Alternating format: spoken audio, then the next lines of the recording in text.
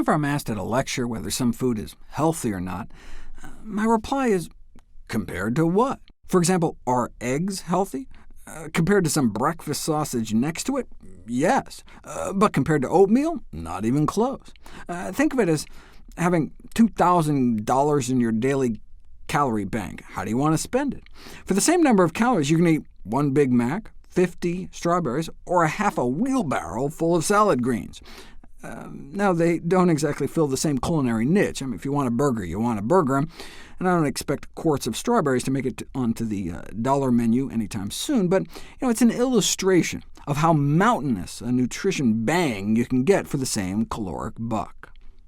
Every time we put something in our mouth, it's a lost opportunity to put something even healthier in our mouth. So what are the best foods to eat and the best foods to avoid? Here's how I like to think of it. This is my traffic light system to help quickly identify some of the healthiest options. Green means go, yellow means caution, and red means stop, and think before you put it into your mouth.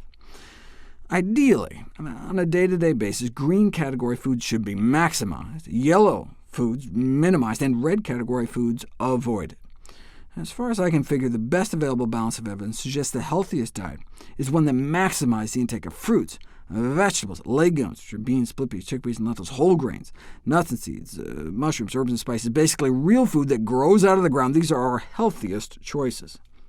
In general, the more whole plant foods and the fewer processed and animal foods, the better. So more green light foods and less yellow and red. Like running red lights in the real world, you may be able to get away with it once in a while, but I wouldn't recommend making a habit out of it. My traffic light model stresses two important concepts. Plant foods tend to be healthier than animal foods, in terms of being packed with protective nutrients and fewer disease-promoting factors. And unprocessed foods tend to be healthier than processed foods. Is that always true? No. Am I saying that all plant foods are better than all animal foods? No. In fact, the worst thing on store shelves has been partially hydrogenated vegetable shortening. It's even got vegetable right in the name. Even some unprocessed plants, such as blue-green algae, can be toxic. Anyone who's ever had a bad case of poison ivy knows plants don't always like to be messed with. In general, though, choose plant foods over animal foods and unprocessed over processed. What do I mean by processed? The classic example is the milling of grains from whole wheat, for example, to white flour. Isn't it ironic that these are then called refined grains, a word that means improved or made more elegant? The elegance was not felt by the millions who died from beriberi in the 19th century, a vitamin B deficiency disease that resulted from polishing rice from brown to white.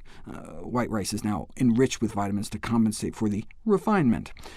A Nobel Prize was awarded for the discovery of the cause of beriberi and its cure, rice bran, the brown part of rice. Beriberi can cause damage to the heart muscle, resulting in sudden death from heart failure. Surely such a thing could never happen in modern times. I mean, an epidemic of heart disease that could be prevented and cured with a change in diet? Check out my videos on heart disease.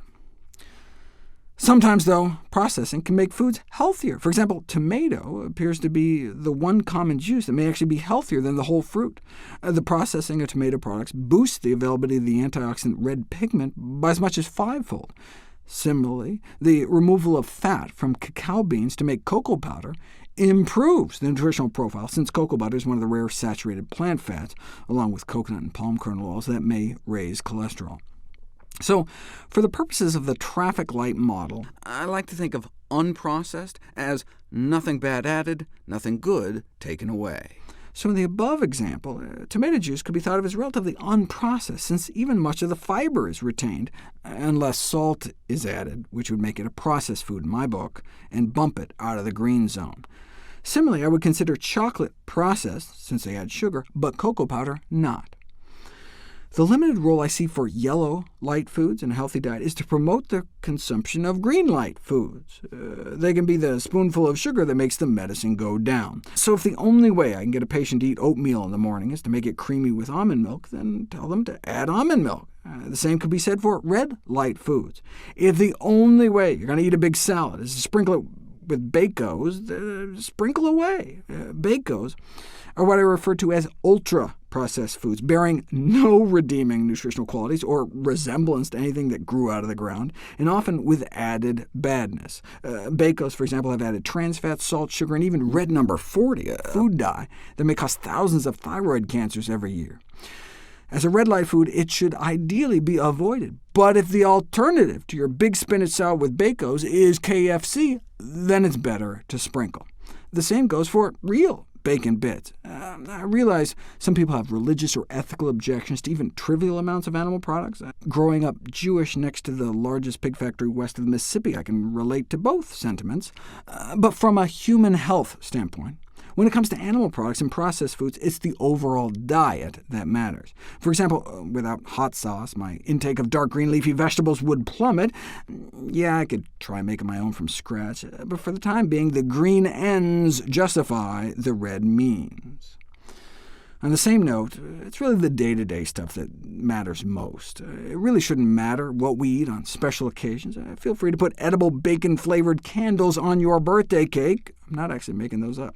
Though I guess from a food safety point of view, a raw cake batter salmonella infection could leave you in dire straits. In general, it's really your regular routine that determines your long-term health. Our body has a remarkable ability to recover from sporadic insults as long as we're not habitually poking it with a fork. That's why, from a medical standpoint, I don't like the terms vegetarian and vegan, because they're only defined by what you don't eat. When I taught at Cornell, I had vegan students who appeared to be living off of French fries and beer. Vegan, perhaps, but not terribly health-promoting. That's why I prefer the term whole food, plant-based nutrition. In general, the dividing line between health-promoting and disease-promoting foods may be less plant versus animal-sourced foods, and more whole plant foods versus most everything else.